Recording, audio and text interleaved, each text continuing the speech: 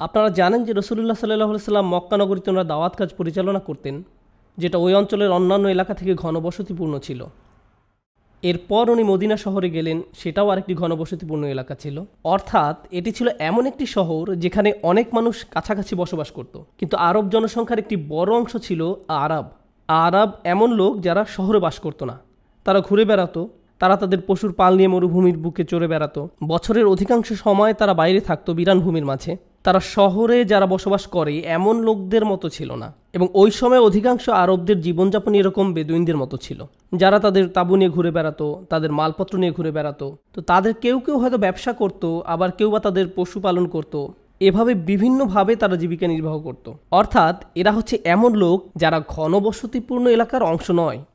তো তাদের মাঝে কেউ কেউ তখন মুসলিম হওয়া শুরু করেছে, এবং এই লোকেরা শুধু সাধারণ লোকজনের সংস্পর্শহীন ছিল তা নয়, বরং তাদের সাথে মুসলিমদেরও নিয়মিত যোগাযোগ ছিল না।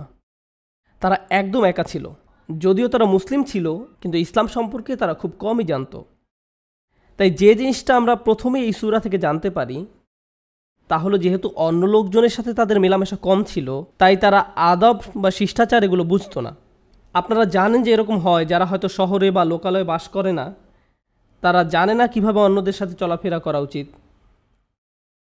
তাই এই লোকেরা যখন রাসূলুল্লাহ সাল্লাল্লাহু আলাইহি সাল্লামের কাছে এসে কিছু জিজ্ঞাসা করলো, আল্লাহ সূরা শুরুতেই তাদের বর্ণনা দিয়েছেন, ইন্নাল্লাযীনা ইউনাদুনাকা মিন ওয়ারাইল হুজুরাত আকসারুহুম লা ইয়াকিলুন।